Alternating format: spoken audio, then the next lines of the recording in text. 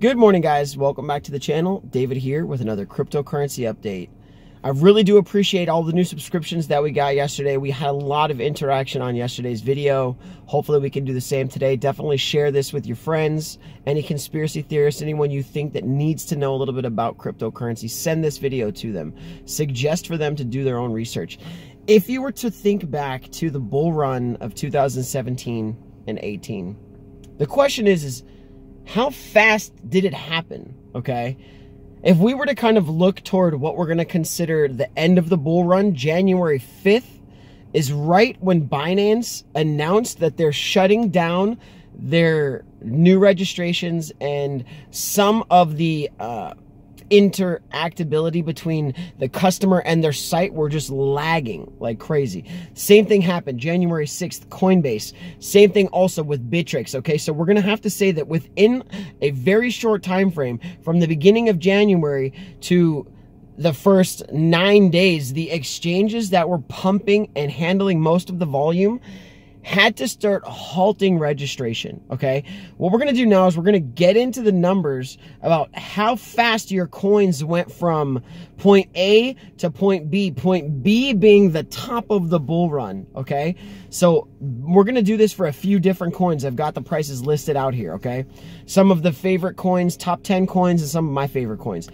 Bitcoin, 2017 November, was trading at $6,165. By December 16th of 2017, it was $19,364. Okay, that's up 314% in 31 days. Okay, that's 10% a day. Litecoin, December 7th to December 19th, from $97 to $362, up 373% in 12 days. That's 30% a day. Stellar Lumens, November 24th, 2017 to January 4th, 4 cents to 85 cents. That's up 2,125% in 41 days. That's 52% increases every day.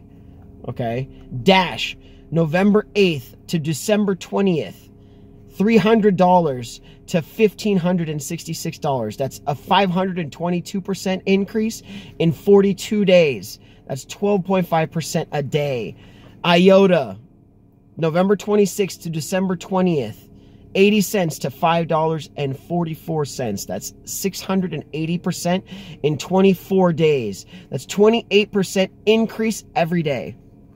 Ethereum, November 11th to January 13th, 2018, $305 to $1,360. That's up 445% in 63 days.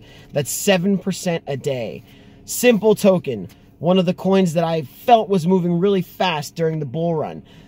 December 28th to January 10th, 23 cents to $1.27. That's up 552% in 13 days. That's 42% a day.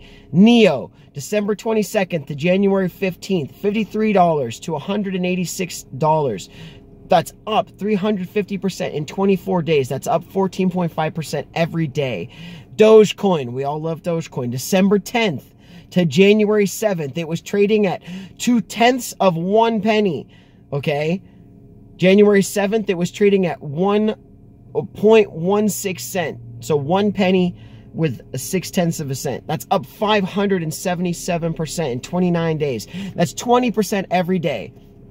My favorite, XRP, December 10th to January 4th. Remember these numbers, okay? You have to remember what we spoke about in the beginning. January 5th, 6th, 7th, exchanges stopped taking new customers. They would not allow anyone else to get into this market. Why? December 10th, XRP trading at 23 cents. January 4th, what do you think?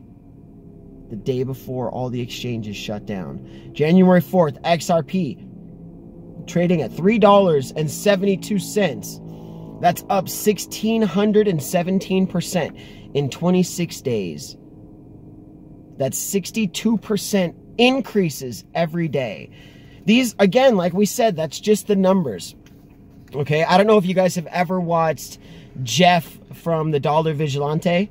He's a very smart guy. does a lot of really good videos. But I would consider him anti-government, more anarchist, more doom and gloom, and a Bitcoin maximalist, okay? Now, those people that are Bitcoin maximalists or traditional investors, they hate with a passion XRP and the Ripple team. No question, because they're claiming that Ripple, the company, supports the big banking institutions, okay, that are currently taking complete advantage of civilization, right? Well, guess what? XRP and the Ripple team, they do support the banking institutions. But guess what inherently we are completely tied into? That is the fiat banking institutions, okay? So at this current point, traditional banking institutions are in control of all the money. They're in control of how you use it, when you use it, and where you use it, okay? So one of the benefits to being an investor now and not a customer in the future is that a majority of the population across the entire world has no idea, A, the history of the financial systems, okay, about taxation, about the creation or the printing of new fiat currency. They don't know. They don't have any idea. And they definitely have no idea what cryptocurrency is.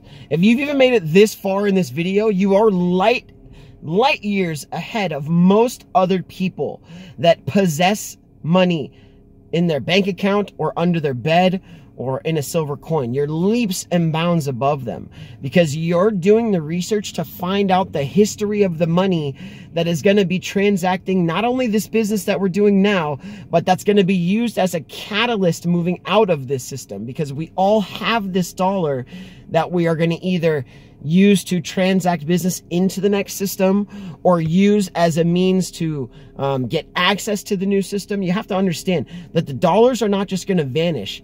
They have to use the dollars to create the new systems, okay?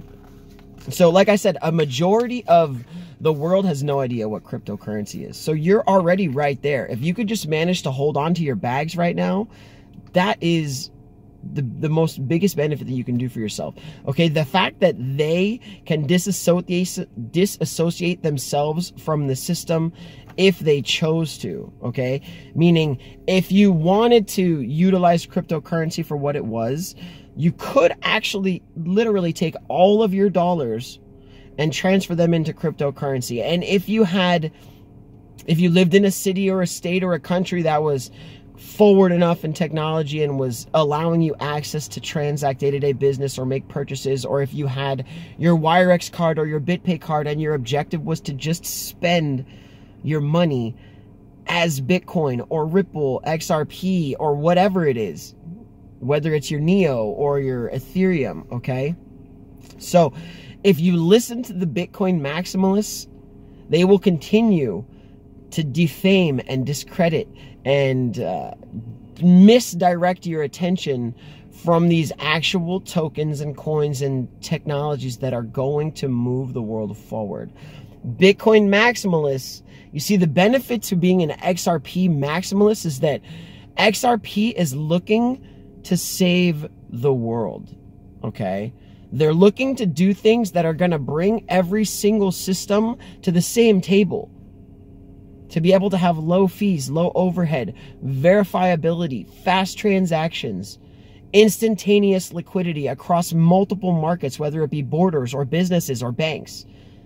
That's the benefit. If you wanted to transact from your Bitcoin to your Litecoin and we used XRP as the intermediary, okay, and we got the contract to say that I'm transferring this Bitcoin into the XRP ledger, and then the XRP ledger would pay out in Litecoin. There's going to be possibilities for all of these things in the future with Coil and Codius and Spring, and with the RippleNet and the consensus. Everything is looking to join together to become one big harmonious living and breathing cell, you know, that we can communicate and validate every single thing.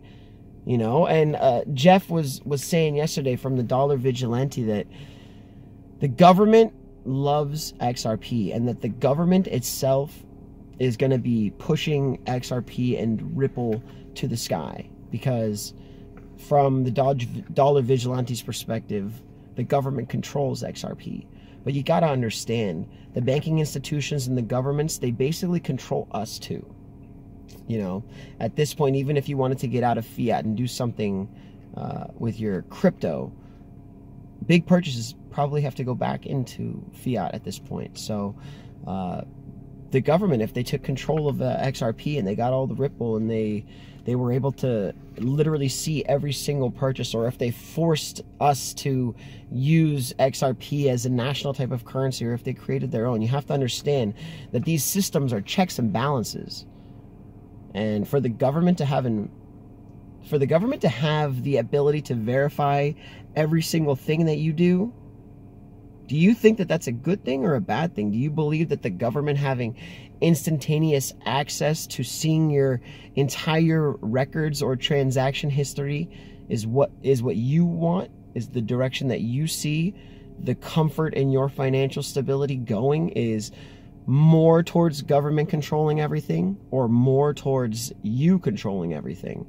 So that's why I think it's important to have your evacuation buttons set in place, because I'll be honest with you, I believed so strongly in silver and gold in the beginning that once I came into this understanding of cryptocurrency, I literally sold all of my silver and all of my gold to get into cryptocurrency. And that was that 75% loss that I was telling you guys about the other day, is that it ended up being the complete wrong move. Not to say that I can't round my investments back up and get back into a tangible precious metal like a gold or a silver, platinum or palladium, but I've made my bed and I'm lying in it. I'm lying in it comfortably, and I'm trying to spread the message to you guys, because I've said this many times, the more education that you provide yourself, the better the decision making is that we're all going to make in the future. It's not just about like the guy that I met at In-N-Out, just like buying your coins and just leaving them, you know, set aside without understanding of what the technology is or the uses or the future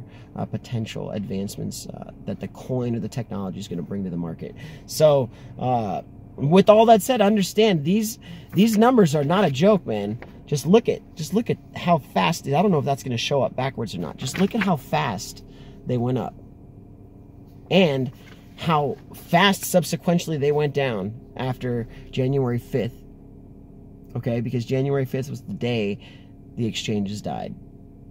Kind of like that song, Bye Bye Miss American Pie. It's like, bye bye my American Ripple, because it all went down. And it was because of all these exchanges. The question is there more exchanges? Is there more opportunity? Is there more liquidity in this market now? And has any of the news or information changed from the time that you got invested to the time that we stand now? Is it negative news that's all following the crypto that you're investing in, or is it all positive news but just with no reaction? Figure it out. Like I said in yesterday's video, crunch the numbers. I tried to do it for you just so that we can kind of wrap our head around how fast the bull run comes and goes. Because if it came from November 12th to December 16th, or January 4th or 5th, that same 2 month or 1 month or 15-day window can be the same time frame that you hit your bull run next time and your subsequential bear market. So be ready to make some moves when this thing happens, if it happens, because we're not ever guaranteed anything in life except to have a blessed day. I really do appreciate it. I hope you guys can like and subscribe to the channel and to these videos. And please, we got so many smart commenters. Leave a comment. Tell me where you are in the world. Tell me what your favorite coins are. And I'll see you guys in the next episode. Seriously, thank you guys.